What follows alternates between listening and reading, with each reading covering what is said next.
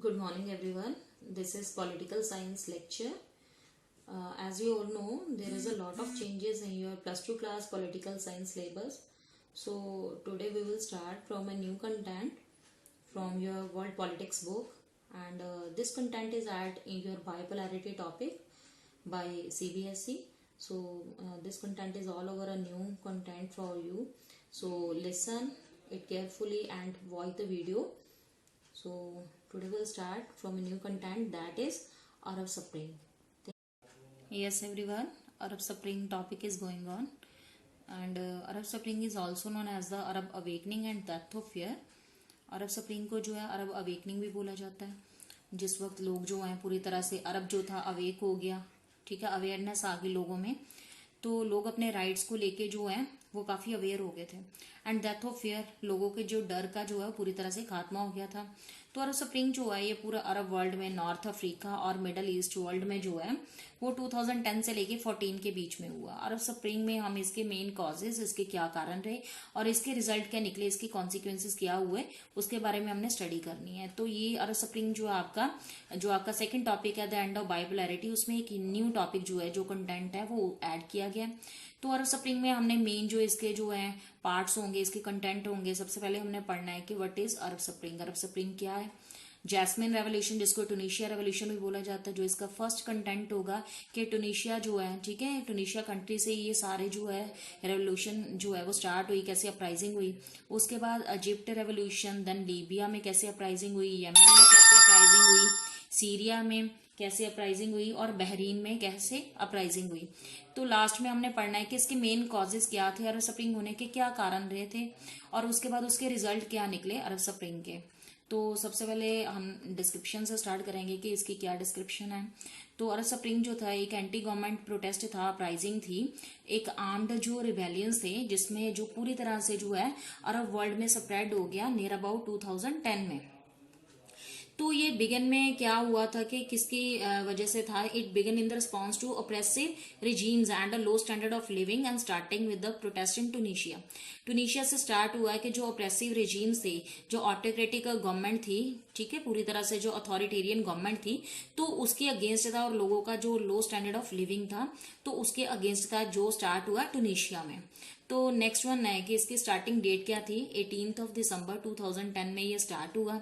इसके main goals थे democracy को लेके आना, अथॉरिटेरियन गवर्नमेंट को खत्म करना, डिक्टेटरशिप को खत्म करना, इलेक्शंस लेके आने, क्योंकि डेमोक्रेसी फॉर्म ऑफ गवर्नमेंट में फ्री एंड फेयर जो इलेक्शंस होते हैं that is must, economic freedom लेके आने, ह्यूमन राइट्स, एम्प्लॉयमेंट, और सबसे मेन जो चीज थी वो रिजीम चेंज था। दैट मीन्स जो है गवर्नमेंट को जो डिक्टेटरशिप थी वहां पे, अथॉरिटेरियन गवर्नमेंट थी, उसको चेंज करना था। Authoritarian government that means not accountable to all, ठीक है।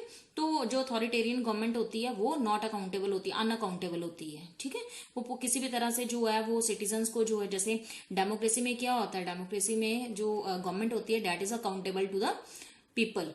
तो लेकिन जो अथॉरिटेरियन गवर्नमेंट होती है वो पूरी तरह से डिक्टेटरशिप होती है, तो वो किसी भी तरह से किसी को जो है अकाउंटेबल नहीं होती, आंसरेबल नहीं होती, जिसका वो अपनी मर्जी से काम करती है, that is like a dictatorship.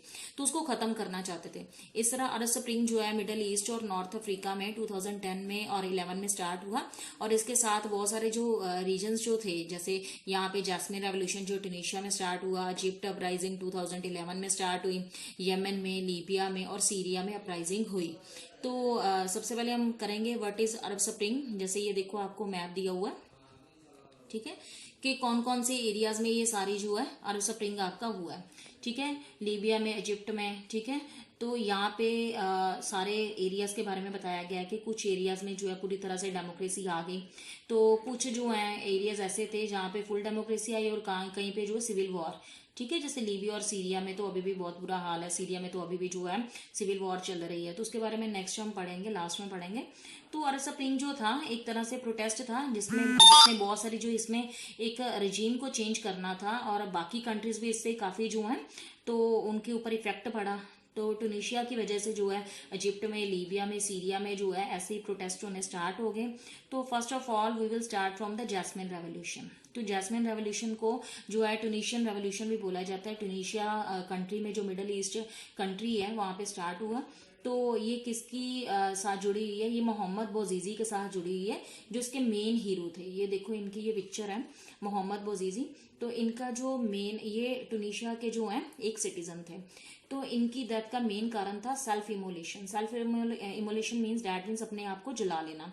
तो उन्होंने जो सुसाइड किया था, ठीक है, तो अपने आप को जला लिया था। Self immolation that means suicide किया था, अपने आप को जला लिया था। तो एक वो स्ट्रीट वेंडर थे, ठीक है, मतलब वो गलियों बाजारों में जो है तो फल फ्रूट बेचते थे। तो इसके बारे में हम पहले सारी स्टोरी पढ़ेंगे। Yes, everyone, we are doing Jasmine Revolution and Tunisia Revolution is going on topic. तो टूनिशिया रेवोल्यूशन को जैस्मिन रेवोल्यूशन भी बोला जाता है। तो मैंने लास्ट टॉपिक में आपको बताया था कि मोहम्मद बौजीजी जो थे तो वो टूनिशिया के एक आम सिटीजन थे। तो उन्होंने अपने आप को जो सेल्फ इमोलेशन कर लिया था, ठीक है, सुसाइड कर ली थी, उन्होंने अपने आप को जला लिया था। तो वो एक स्ट्रीट वेंडर थे। तो इनकी स्टोरी जो है पूरी टूनिशिया रेवोल्यूशन के साथ जो है वो जुड़ी हुई है। तो ये पिक्चर आप ध्यान से देख लो, ये मोहम्मद बौजीजी की जो है पिक्चर है। तो मोहम्मद बौजीजी का जो पूरा नाम था, फुल नेम था तारिक अल तियाब मोहम्मद बौजीजी था। उनका 29 मार्च 1984 को जो उनका बर्थ हुआ, ठीक है। उनके जो फादर थे वो एक आम कंस्ट्रक्शन वर्कर थे लीबिया में। तो हार्ट अटैक आने की वजह से बौजीजी के जो फादर थे तो उनकी डेथ हो गई थी। तब बौजीजी की जो एज थी वो सिर्फ 3 साल की थी। तो जिस कारण बौजीजी को जो बहुत ज्यादा जो हार्ड वर्क करना पड़ा। तो 10 साल की उम्र में उन्होंने काम करना शुरू कर लिया और बाद में उन्होंने जो है अपने स्कूल से जो है क्विट कर लिया, अपनी स्टडी को छोड़ दिया, क्योंकि वो अपनी सिस्टर्स को, अपनी बहनों को जो है स्टडी देना चाहते थे, अच्छी स्टडी देना चाहते थे। तो इवन वो इतने हार्ड वर्कर थे कि वो गरीब लोगों की बड़ी मदद करते थे। लेकिन उन्होंने अपने आप को जो है सेल्फ इमोलेशन सुसाइड कर ली एज द प्रोटेस्ट करते हुए गवर्नमेंट के खिलाफ ऑन द 17 दिसंबर 2010 में। जब उनकी चीजें, क्योंकि पहले ही हमने पढ़ा है कि वो एक स्ट्रीट वेंडर थे, ठीक है, तो गलियों बाजारों में वो फल फ्रूट बेचते थे। तो जब उनकी जो है 17 दिसंबर में जब उनकी गुड्स, उनकी चीजें जो हैं, ठीक है, तो एक म्यूनिसिपल जो ऑफिसर थी, फीमेल थी, तो उन्होंने जबरदस्ती जो है उसको उनकी चीजों को ले लिया और उसको काफी ह्यूमिलेट किया, ठीक है, तो पब्लिक में। तो जिस कारण उन्होंने इतनी ज्यादा जो है अपनी इंसल्ट को फील किया कि उन्होंने सुसाइड कर लिया। तो डैट मीन्स इस तरह ट्यूनिशियन रेवोल्यूशन जो है वो वहां पे जो है स्टार्ट हुई और पूरी तरह से ये पूरे अरब वर्ल्ड में पूरी तरह से वाइड स्प्रेड हो गई। तो जो मोहम्मद बौजीजी थे तो उनकी डेथ हो गई 4 जनवरी 2011 में, जिस कारण लोगों ने बहुत सारे प्रोटेस्ट, बहुत सारे जो राइट्स है, दंगे थे वो करने स्टार्ट कर दिए। तो इस तरह जो अरब स्प्रिंग था ये 2010 में स्टार्ट हुआ। टूनिशिया जब स्ट्रीट वेंडर थे मोहम्मद बौजीजी, उन्होंने अपने आप को जो है आग लगा ली प्रोटेस्ट करते हुए। जब उनकी जो जबरदस्ती वेजिटेबल्स वगैरह थी तो उनको छीन लिया गया था बाय द पुलिस, क्योंकि उनके पास जो है एक परमिट कार्ड नहीं था। तो इसकी वजह से जो है उनको इतना ह्यूमिलेट किया गया। तो इस तरह बौजीजी का जो एक ये सेक्रीफाइस करना जो था तो वो एक कैटलिस्ट हुआ, डैट मीन्स एक स्पार्क बना।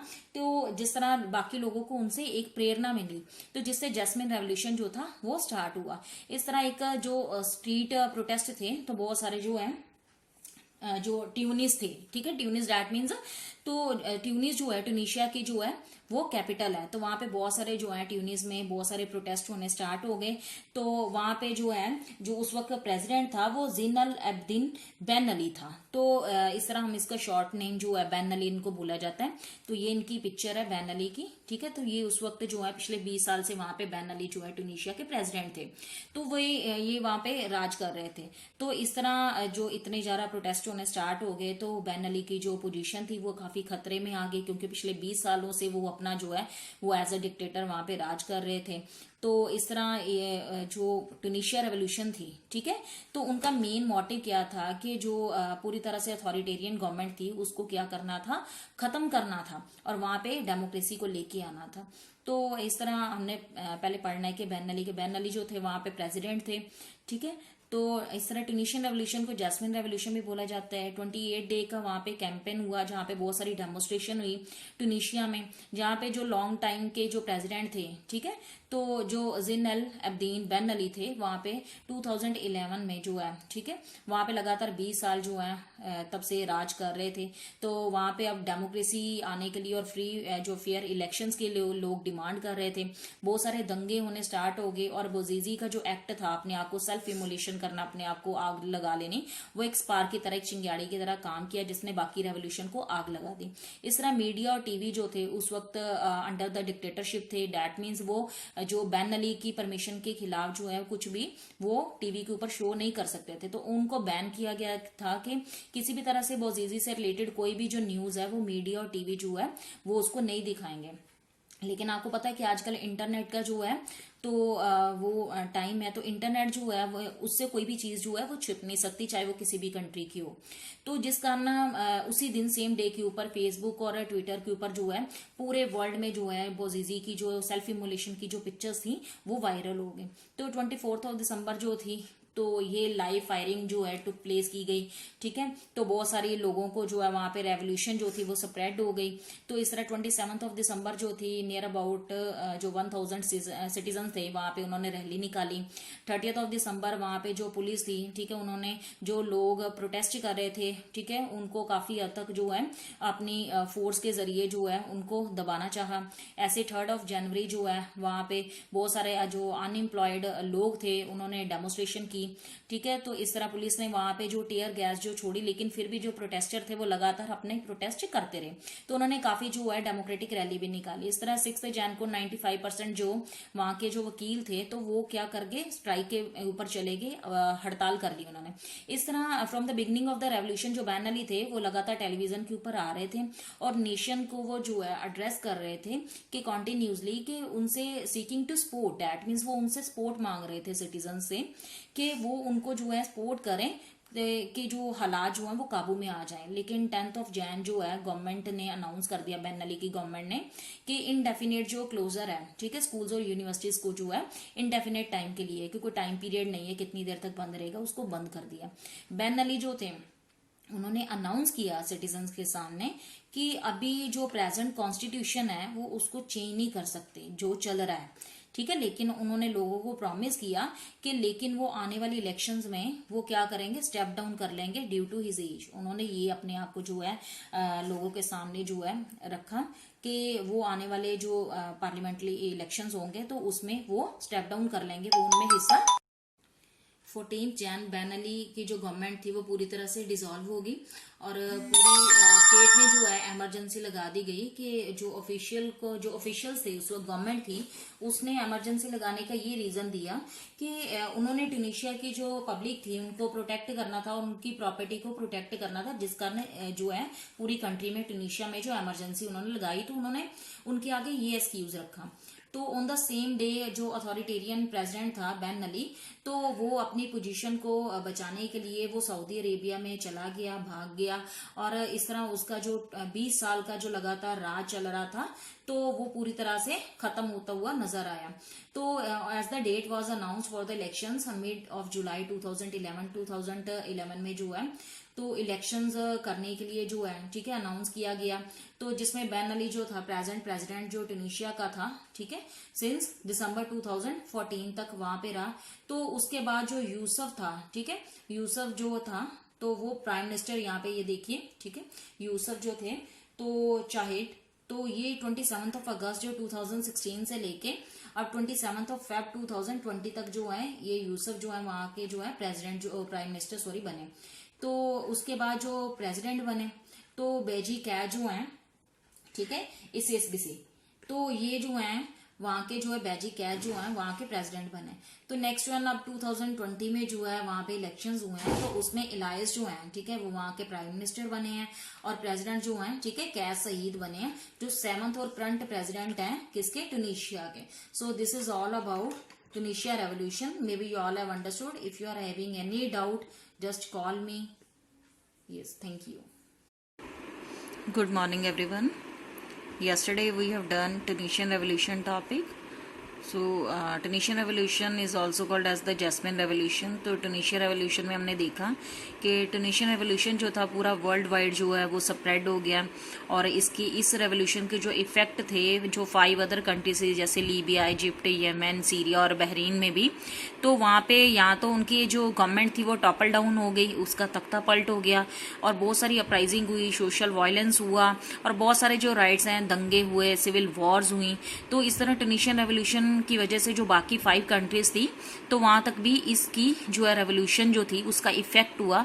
बहुत सारी इन 5 कंट्रीज में अपराइजिंग हुई, वायलेंस अपराइजिंग हुई, और कहीं पे जो रेजीम की वजह से जो उनकी गवर्नमेंट थी वो टॉपल डाउन हो गई, उसका तख्ता पलट हो गया। जैसे कि ट्यूनीशिया में अथॉरिटेरियन गवर्नमेंट थी तो वो क्या हो गई, डेमोक्रेटिक फॉर्म ऑफ गवर्नमेंट में चेंज हो गई। अब ट्यूनीशिया में पूरी जो है डेमोक्रेटिक फॉर्म ऑफ गवर्नमेंट है। तो नेक्स्ट वन हम स्टार्ट करेंगे इजिप्ट की अपराइजिंग। तो इजिप्ट में जो है वो काफ़ी ट्यूनीशिया रेवोल्यूशन का जो इफेक्ट हुआ था। तो इजिप्ट की अपराइजिंग हमने आज पढ़नी है। तो इजिप्ट के जो फॉर्मर प्रेसिडेंट थे वो थे होस्नी मुबारक। यहाँ पे आप उनकी पिक्चर देख सकते हो, होस्नी मुबारक। तो ये जो थे उस वक्त उनके प्रेसिडेंट थे। तो 1981 से लेके 2011 तक जो है होस्नी मुबारक का वहाँ पे जो है एक एज अ अथॉरिटेरियन गवर्नमेंट रही, एक एज अ डिक्टेटर जो है वो वहाँ पे राज करते रहे। तो उसके बाद मोहम्मद मोरसी जो थे, ठीक है, तो वो वहाँ पे जो है उनका जो वो एज अ प्राइम मिनिस्टर बने। तो लेकिन उसके बाद जो है हम देखेंगे कि कैसे एक मिलिट्री की वजह से जो है पूरा तख्ता पलट हो गया, फिर टॉपल डाउन हो गया, और जो अब्दुल फतेह अल सीसी थे जो अभी भी जो है प्रेसिडेंट है वहाँ पे, तो वहाँ पे उन्होंने वो पावर में आ गए। तो इसके बारे में हम सारा पढ़ेंगे। सबसे पहले हमने देखना है कि इजिप्ट में जो प्रोटेस्ट स्टार्ट हुआ था तो वो 25 जनवरी 2011 को स्टार्ट हुआ था, जो लगातार 18 डेज तक चला। इसमें 10,000 पीपल जो थे उन्होंने प्रोटेस्ट किया इजिप्ट की गलियों में, बहुत सारे शहरों में। तो जो प्रेसिडेंट थे होस्नी मुबारक, तो उन्होंने अपनी गवर्नमेंट जो थी, प्रेसिडेंट होस्नी मुबारक ने अपनी गवर्नमेंट को डिसमिस कर दिया। और तो प्रेसिडेंट होस्नी मुबारक जो थे उन्होंने अपनी गवर्नमेंट को डिसमिस कर दिया, और बाद में उन्होंने अपने वाइस प्रेसिडेंट को जो है होस्नी मुबारक ने वहाँ पे अपॉइंट कर दिया अपनी जगह। तो मिलिट्री ने जो इमीडिएटली उस वक्त इजिप्टियन पार्लियामेंट जो था उसको और कॉन्स्टिट्यूशन को क्या कर दिया, सस्पेंड कर दिया, ठीक है। तो एक इसाम शराफ जो एक स्वेलियन थे, सिटीजन थे, तो पूरी जो सिटीजन्स ने उनको एज अ प्राइम मिनिस्टर जो था वो वायलेंट प्रोटेस्ट करके उनको वहाँ पे एक एज अ प्राइम मिनिस्टर की जो है पदवी के ऊपर, एक स्टेटस के ऊपर जो है वो रख दिया, नियुक्त कर दिया। तो होस्नी मुबारक और उसके बाद जो उनके मिनिस्टर थे हबीब थे, उनको जो है सारी जिंदगी के लिए जो है वहाँ पे प्रिजन कर दिया गया, जेल में डाल दिया गया। बहुत सारे प्रोटेस्ट हुए। तो प्रोटेस्ट होने के बाद जो इजिप्ट में 22 नवंबर 2012 में जो है, ठीक है, तो बहुत सारे प्रोटेस्ट हुए, और 3 जुलाई 2013 में दोबारा से जो है मिलिट्री ने क्या कर दिया, गवर्नमेंट को रिप्लेस कर दिया, और जो प्रेसिडेंट मोरसी थे उनको रिमूव कर दिया उनकी पावर से, जो कि वहाँ पे प्रेसिडेंट बन चुके थे।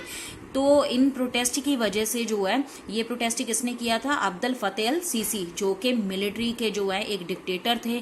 तो किसी भी तरह से जो है जो प्रेसिडेंट थे उस वक्त, तो उनको उनकी सीट से जो है रिमूव कर दिया गया, उनकी पावर से उनकी गवर्नमेंट जो है ख़त्म कर दी गई। तो इस वक्त अब्दुल फतेह अल सीसी जो हैं, तो उनके हाथ में जो आर्म फोर्सेस के ज़रिए जो उनका पूरा कंट्रोल है कंट्री के ऊपर, इजिप्ट के ऊपर, तो लगातार अभी वो पावर में हैं। तो ये अब्दुल फतेह अल सीसी है जो इस वक्त जो है प्रेजेंट प्रेसिडेंट है इजिप्ट के। कहा तो जाता है कि इजिप्ट में जो है वो डेमोक्रेटिक रूल है, लेकिन ऐसा लगता तो नहीं है, क्योंकि इस वक्त जो है मिलिट्री रूल वहाँ पे चल रहा है। तो काफ़ी बार जो उनकी जो गवर्नमेंट है वो टॉपल डाउन हुई है, तो जिसकी वजह से जो फिर भी जो है जो एज कंपैरिजन टू इंडिया, तो हम डेमोक्रेटिक फॉर्म ऑफ गवर्नमेंट में रह रहे हैं, जिस कारण हमें पता है कि जो रूल्स हैं, हमारे जो राइट्स हैं, तो वो बहुत डिफरेंट हैं डिक्टेटरशिप से। तो ये रहा इजिप्ट का जो था वो पूरा केस। तो next one we will start from Libya uprising. Thank you. Good morning everyone. Today we will start Libya uprising. This is the content from your topic. Land of bipolarity. After the Tunisian or Egypt revolution, we will start Libya uprising. कि Libya जो है middle east जो country है, वहाँ पे भी जो after ट्यूनीशियन revolution का क्या इफेक्ट हुआ और वहाँ पे कैसे अपराइजिंग स्टार्ट हुई।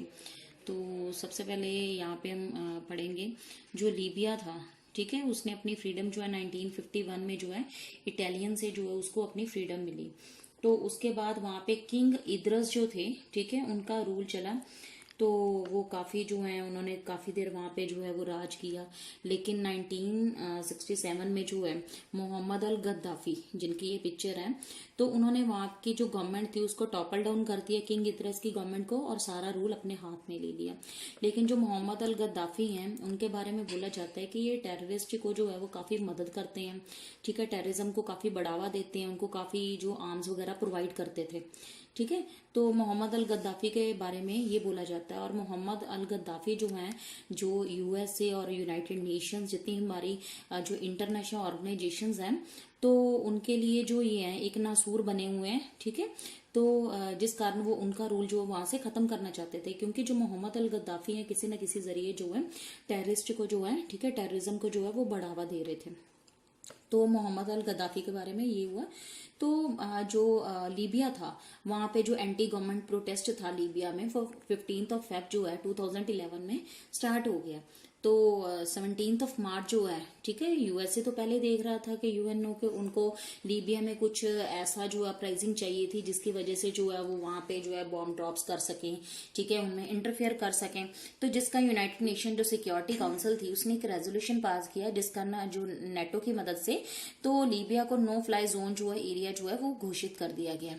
तो उनको बोला गया कि हाँ भी उनके सिविलियंस को, उनके जो सिटीजन्स हैं उनको हमने प्रोटेक्ट करना है, बचाना है। तो इस तरह लीबिया में जो है, ठीक है, अथॉरिटेरियन जो डिक्टेटर रूल था मोहम्मद गद्दाफी का, वो पूरी तरह से ओवरथ्रो हो गया, खत्म हो गया। तो बहुत सारी जो है वायलेंट सिविल वॉर हुई, वहां पे हजारों ही लोग जो है मारे गए। तो बोला जाता है कि नेटो ने जो वहां पे बमबारी की थी, ठीक है, बॉम्ब ब्लास्ट किए थे, उनमें मोहम्मद गद्दाफी की जो है वो डेथ हो गई थी। लेकिन उसके बाद जो एक वीडियो जो है वो वायरल हुई जिसमें मोहम्मद गद्दाफी को उनके सिटीजन्स ने गलियों में दुड़ा दुड़ा के मारा था। तो इस तरह जो है गद्दाफी का जो लगातार रूल था 42 ईयर्स का उसकी पावर का, वो खत्म हो गया। तो इस तरह गद्दाफी के डाउनफॉल के बाद जो लीबिया है अभी भी रिमेन जो है सिविल वॉर में है।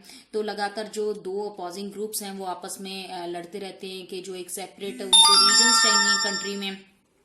तो लीबिया की जो पॉपुलेशन है वो लगातार जो है इन चीज़ों से जो सफ़र कर रही है। ना ही तो उनके पास जो है खाने के लिए ना ही अच्छे रिसोर्सेज हैं, ना हेल्थ केयर जो फैसिलिटीज़ हैं। इस तरह जो लीबिया है लगातार वहाँ पे जो है सिविल वॉर चल रही है। तो इसकी वजह से जो पूरा बहुत सारे लोग हैं लीबिया के, वो कहाँ पे जा रहे हैं, अलग अलग और कंट्रीज में जा रहे हैं, ठीक है, ताकि उनको जो है न्यू अपॉर्चुनिटीज मिल सके।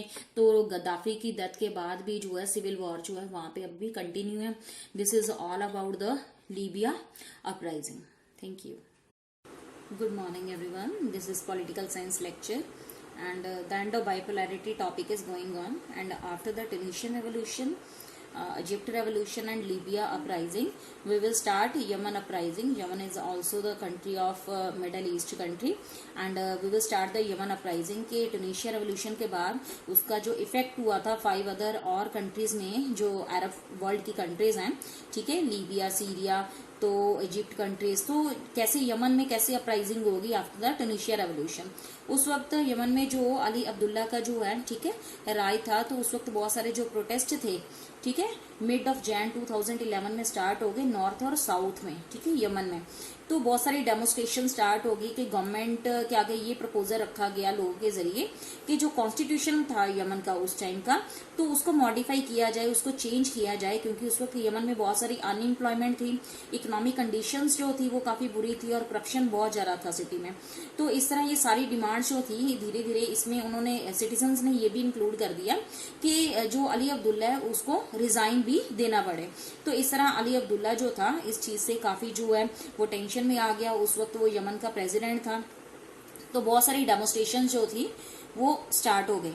तो बहुत सारी डेमोन्स्ट्रेशन जो है, ठीक है, यमन में जो उसकी कैपिटल थी साना, ठीक है, वहां पे 27 जनवरी 2011 में 16,000 जो प्रोटेस्टर थे, ठीक है, तो उन्होंने प्रदर्शन किया, प्रोटेस्ट किया, और 3 फेब को यही 16,000 जो थे 20,000 इनकी गिनती बढ़ गई। इन लोगों ने जो है डेमोन्स्ट्रेशन की कि गवर्नमेंट के खिलाफ साना में, और इससे डर के जो अली अब्दुल्ला था वो सऊदी अरेबिया में भाग गया, और उसने सारी जो पावर थी अपना वाइस प्रेसिडेंट जो उस वक्त थे, ठीक है, अब्दल रब मंसूर अल हैदी, उनको जो है अपनी पावर उनको दे दी।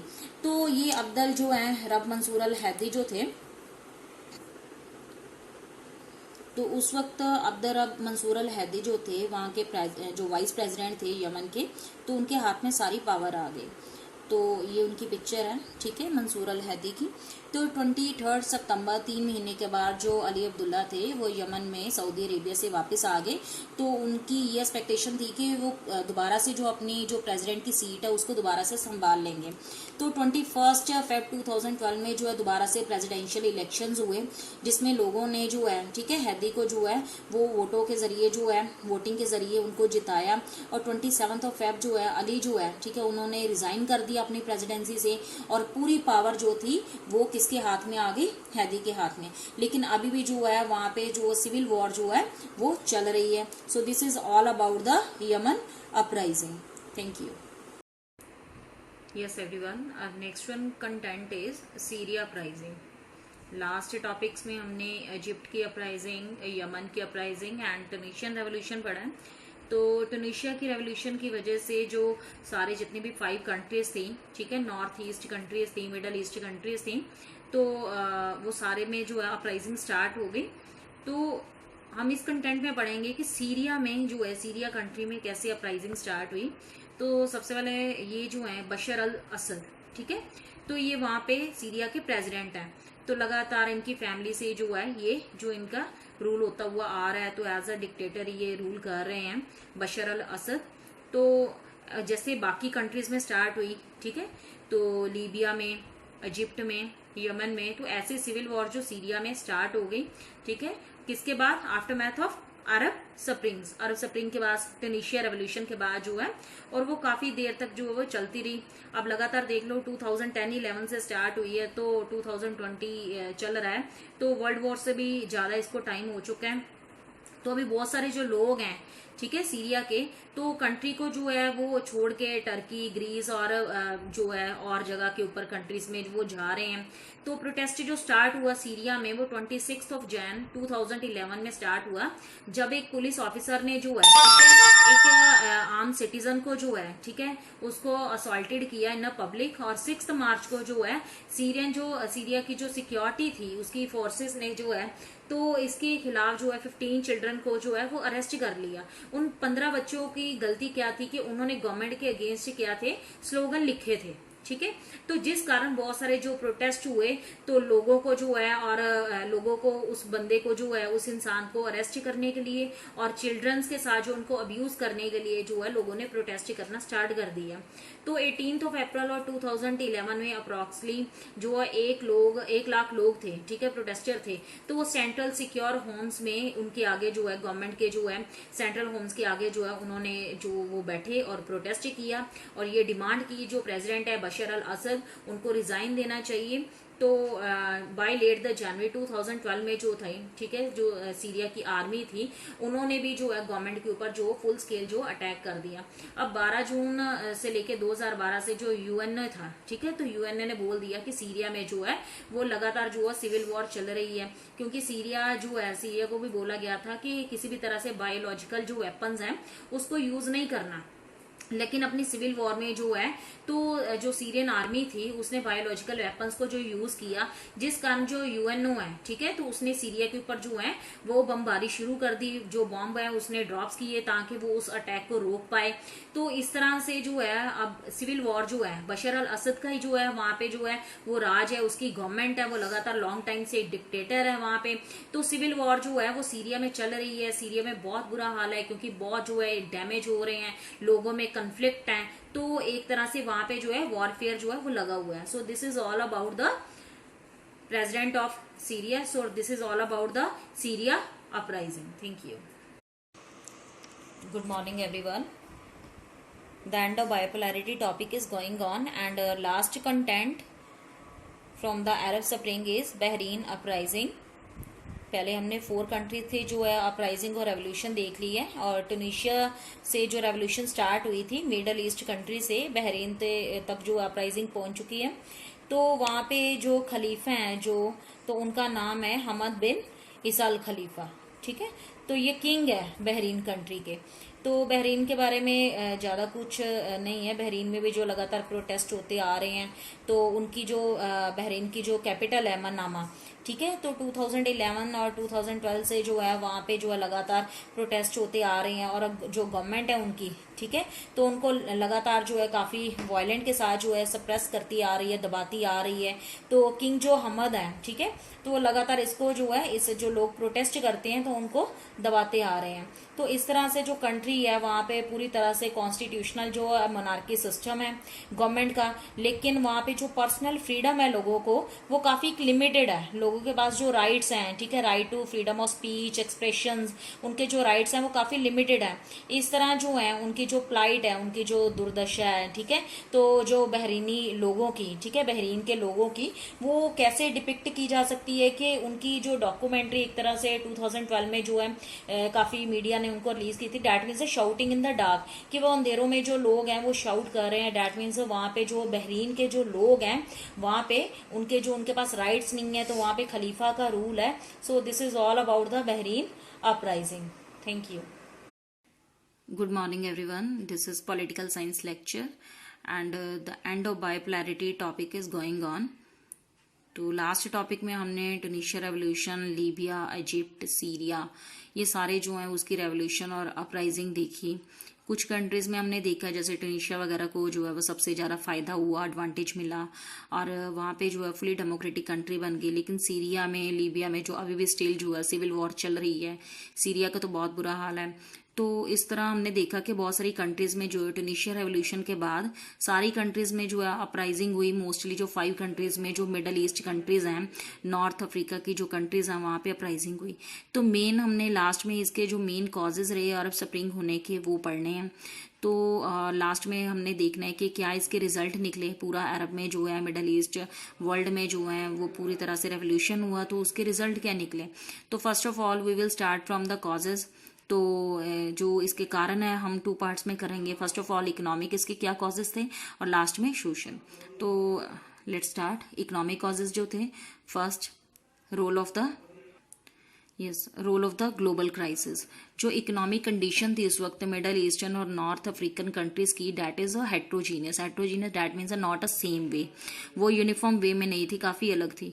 तो वो डिफरेंट थे प्रोग्रेसिव लेवल में। इकोनॉमिक कंडीशंस हर कंट्री की अलग थी। कुछ कंट्रीज जो थी वो सिर्फ ऑयल एक्सपोर्टिंग स्टेट्स थी, तो उनकी जो इनकम थी, उनका जीडीपी लेवल जो था, तो वो अलग अलग कंट्रीज में, अलग अलग रीजन्स में जो है उससे डिफरेंट था। जैसे लीबिया और अल्जीरिया जो थे, ठीक है, उनका जो जीडीपी और उनकी जो इनकम थी वो बेस्ड अपॉन थी मोस्टली ऑयल और गैस को जो एक्सपोर्ट करते थे दूसरी कंट्रीज को। और इसके अलावा जो ट्यूनीशिया हो गया, इजिप्ट हो गया, तो इनका मैन्युफैक्चरिंग और टूरिज्म के ऊपर जो है मोस्टली ये कंट्रीज का जो है जीडीपी लेवल और इनकी जो इनकम थी वो डिपेंड ऑन थी। तो नॉर्थ अफ्रीका जो स्टेट थी, ठीक है, बहुत सारी जो वहाँ पे रिफॉर्म्स, इकोनॉमिक कंडीशंस के लिए रिफॉर्म्स चाहिए थे, जिस कारण उन्होंने सपोर्ट ली। इंटरनेशनल जो मॉनेटरी फंड है और वर्ल्ड बैंक 1990 से वो उनको दे रहा है। लेकिन जो है पूरी तरह से उनकी मदद करने के लिए जो है, जो वर्ल्ड बैंक और जितनी भी इंटरनेशनल एजेंसीज हैं जो उनको फंड दे रही है, ठीक है, तो उनकी जो है, उनकी गवर्नमेंट में, उनकी जो सिटी में जो है, उनकी कंट्री में जो है, उनकी इंटरनेशनल एजेंसीज की जो इंटरफेरेंस है वो काफी हद तक जो है वो बढ़ गई है। So this is the role of global crisis. Next one is role of food crisis. जो रोल ऑफ फूड क्राइसिस है, तो इस तरह हमने देखा कि पूरी तरह से जो पॉलिटिकल अनरेस्ट हुआ, ठीक है, मिडल ईस्ट कंट्रीज में, तो उसकी वजह से फूड क्राइसिस जो था वो बहुत ज़्यादा बढ़ गया। लोग जो थे उनके लिए खाने के लिए जो है खाना नहीं था। यमन में, ठीक है, ट्यूनिस में, इजिप्ट में हमने देखा कि ट्यूनीशिया वगैरह में भी जो लोग हैं उन्होंने प्रोटेस्ट किया। बेसिकली वो किसके ऊपर डिपेंड ऑन था कि प्राइस जो इंक्रीज हो गए थे फूड ग्रेन्स की, जिस कारण जो पूरे सिटीजन्स थे वो गवर्नमेंट के खिलाफ हो गए थे और ये हाई प्राइसेस का जो काफ़ी इफेक्ट हुआ, और जिस कारण ये एक मेन सेकेंड रोल था, एक मेन सेकेंड कारण रहा role of the food crisis. तो next one is role of unemployment. Third one जो मेन कारण था, थर्ड जो मेन इसका जो कारण रहा रोल ऑफ अनएम्प्लॉयमेंट। तो हमने देखा 2010 में जो था अनएम्प्लॉयमेंट इजिप्ट और ट्यूनीशिया में बहुत ज़्यादा अनएम्प्लॉयमेंट बढ़ गई थी। अनएम्प्लॉयमेंट जो थी वो मेन नौजवानों में थी, जो यंग थे, ठीक है, जो एजुकेशन हासिल करके आए थे लेकिन उनके लिए करने के लिए काम नहीं था। तो बहुत सारी फीमेल्स थी जो डिपेंड ऑन थी सिर्फ किसके ऊपर, मेल के ऊपर, जिस कारण ये सारे जो मेन रीजन थे जिस कारण जो है वहाँ पे अरब स्प्रिंग हुआ। बहुत सारे जो लोग थे, ठीक है, वो अनएम्प्लॉयड थे, तो लोगों के लिए काम करने के लिए नहीं था। तो मेन ये तीनों कारण थे, इकोनॉमिक कॉजेज थे जिस कारण जो है अरब स्प्रिंग हुआ। नेक्स्ट वन है सोशल कॉजेज द यूथ, एक एजुकेशन और डेमोक्रेसी। उस वक्त के जो लोग थे, ठीक है, उस वक्त की जो यूथ थी कंट्रीज की, स्पेशली इजिप्ट की, लीबिया की, सीरिया की, वो लोग जो थे वो काफ़ी मतलब एजुकेटेड होने के बावजूद वो अनएम्प्लॉयड थे। एजुकेशन जो थी, ठीक है, वो अप टू डेट नहीं थी, हाई लेवल की नहीं थी। तो जिस कारण जो है डेमोक्रेसी वहाँ पे नहीं थी। डेमोक्रेसी ना होने की वजह से जो लोग हैं वो अपनी एस्पिरेशंस को, ठीक है, तो वो ग्रीवेंसेस को जो है गवर्नमेंट के सामने नहीं रख सकते थे, जिस कारण जो मेन जो है सोशल कॉजेज का ये कारण बना। पॉलिटिकल फ्रीडम नहीं थी, इकोनॉमिक जो है इनइक्वालिटी थी। इकोनॉमिक इनइक्वालिटी की वजह से जो है जो लोग थे वो जो रिच थे वो काफ़ी रिच थे, और जो पुअर थे वो उनके पास इतना फूड क्राइसिस था कि उनके पास खाने के लिए खाना भी नहीं था। पॉलिटिकल फ्रीडम नहीं थी। ये हमने सारे जो 5 कंट्रीज के जो केस देखे हमने देखे हैं। The role of social media जो अरब स्प्रिंग में हमने देखा है, जैसे कि मोहम्मद बौजीजी के केस में देखा है कि उस वक्त मीडिया जो थी तो उसको पूरी तरह से बैन किया हुआ था, ठीक है। बहुत सारी अरब कंट्रीज में जो है वो जो मीडिया होता है उसको बैन कर दिया जाता है। अंडर द अथॉरिटेरियन गवर्नमेंट उनको रूल के अंडर जो है काम करना पड़ता है। लेकिन इंटरनेट के जरिए जो है वो सारा जो है उन्होंने वाइड स्प्रेड कर दिया पूरा सोशल मीडिया के ऊपर। तो ये भी एक कारण था मेन। डिस्क्रिमिनेशन है एथनिक और जो रिलीजियस माइनॉरिटीज़ हैं इन कंट्रीज़ में, जो अरब कंट्रीज़ में जो है शिया और सुन्नी को, मुस्लिम्स में जो है हमेशा जो है लगातार जो कन्फ्लिक्ट चलते रहते हैं। जेंडर डिस्क्रिमिनेशन बहुत ज़्यादा है। वुमेन को किसी भी तरह से जो है राइट्स नहीं दिए जाते, प्रॉपर दिए जाते, ठीक है। माइनॉरिटी जो है उनके बहुत ज़्यादा जो है वो क्लेम रहते हैं कि उनको राइट्स चाहिए। लगातार ये जो है डिस्क्रिमिनेशन चलता रहता है। तो लास्ट में जो सडन जो मेन कॉज था वो सेल्फ इमोलेशन था कि मोहम्मद बौजीजी का अपने आप को आग लगा लेना था। ये केस हमने पहले भी पढ़ा है कि मोहम्मद बौजीजी ने जो है तो उसको जैसे ह्यूमिलेट किया गया था, एक जो फीमेल ऑफिसर थी, तो वो स्ट्रीट वेंडर थे, तो जिस कारण उनको जो है उन्होंने काफ़ी ह्यूमिलेट किया, इंसल्ट किया पब्लिक में। तो उन्होंने अपने आप को जो है 17 अक्टूबर जो है प्रोटेस्ट करते हुए सेल्फ इमोलेशन कर ली, आग लगा ली। तो इस तरह जो है वो मेन एक केस बना, जो मेन जो था उनका जो केस था वो एक कारण बना, एक मेन कॉज बना। तो इस तरह ये सारे जो हैं इसके जो है मेन सारे कॉजेज थे। इसको हमने इकोनॉमिक और सोशल कॉजेज में जो है वो सारा जो है डिवाइड किया है। तो मे be you all have understood. Next topic में हमने करना है कि इसके रिजल्ट क्या निकले, अरब स्प्रिंग के क्या जो है कॉन्सिक्वेंसेस निकले। May be you all have understood. Thank you. Good morning everyone, this is political science lecture and our last concept is left, consequences of Arab Spring. क्या रिजल्ट निकले Arab Spring में। From last 8-9 lectures हम discuss कर रहे थे कि जो Arab Spring हुआ मिडल ईस्ट कंट्रीज़ में और नॉर्थ अफ्रीका में। तो लास्ट टॉपिक में हमने डिस्कस किया कि क्या मेन कॉजेज़ थे। तो इस टॉपिक में हमने करना है कि उसके क्या कॉन्सिक्वेंसेस, उसके क्या रिजल्ट निकले। तो ये पिक्चर तो आप जानते हो मोहम्मद बौजीजी की है, और यहाँ पे उन्होंने सेल्फ इमोलेशन किया हुआ है, अपने आप को जो आग लगा ली थी। तो अरब स्प्रिंग जो हुआ, जो ट्यूनीशिया कंट्री से स्टार्ट हुआ, तो उसके मेन रिजल्ट क्या निकले। सबसे पहले अथॉरिटेरियन जो रूलर्स थे, जैसे ट्यूनीशिया में, लीबिया में, इजिप्ट में, तो वहाँ पे अथॉरिटेरियन जो रूलर्स थे वो रिमूव कर दिए गए, ठीक है। वहाँ पे डेमोक्रेसी आ गई। ट्यूनीशिया में तो फुली डेमोक्रेटिक आ गई, ठीक है, जो फुली डेमोक्रेटिक कंट्री बन गई।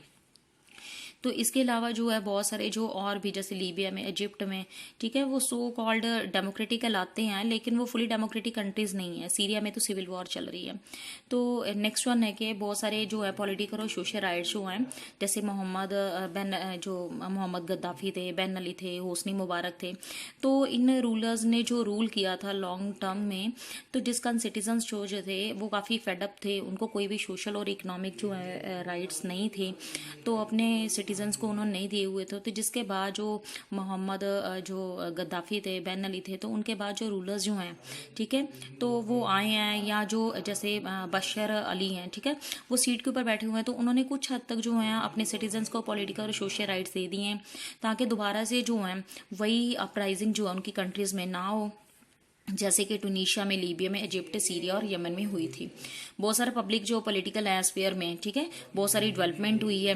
लोग जो है पहले जो पॉलिटिक्स में जो है वो इतना ज़्यादा इंटरफेयर नहीं करते थे, उनको डिस्कस नहीं करते थे, तो बहुत सारे अब जो है पब्लिक प्लेसेस के ऊपर जो है पॉलिटिक्स को डिस्कस किया जाता है। लोग जो है अच्छे फ्यूचर को एक्सपेक्ट करते हैं और डेमोक्रेटिक को जो है वो ट्रांसफ़र करना चाहते हैं पूरे अरब वर्ल्ड में।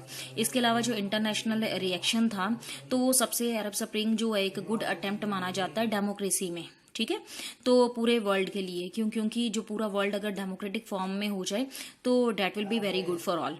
तो उन्होंने बोला कि बहुत सारे प्रोटेस्ट जो उस वक्त किए गए, तो किसके लिए रियल वॉइस है, डेमोक्रेसी के लिए, कि डेमोक्रेटिक फॉर्म ऑफ गवर्नमेंट जो है वो आ जाए, ठीक है। तो इस तरह जो है जो यूएस है, ठीक है, जो जिसको जो है वो नेटो फोर्सेस वगैरह हैं, तो उन्होंने बहुत सारा जो है अलग अलग जगह के ऊपर जो है इसमें अटैक किया और बहुत सारे जैसे मोहम्मद गद्दाफी को उन्होंने मार दिया था, ठीक है। तो इस तरह एज अ ऑपोजिशन में तो सीरिया जो है इस तरह से एक ओनली और लास्ट क्लाइंट रह गया रशिया के पास, ठीक है, किसके लिए, ऑयल एक्सपोर्टर। इस तरह उन्होंने बोला है कि रशिया जो है इस तरह जो है सीरियन लीडर जो बशर अल असद है, ठीक है, उसको लगातार क्या करता आ रहा है, सपोर्ट करता आ रहा है ताकि उसका जो है प्रभाव बना रहे। इस तरह इंटरनेशनल रिएक्शंस जो है इसका ये रहा, इसके मेन ये है जो रिजल्ट निकले अरब स्प्रिंग में। तो this is a very important topic, ठीक है, जो न्यू टॉपिक एड ऑन किया गया है CBS by CBSE in your NCERT book. So maybe you all have understood. Thank you.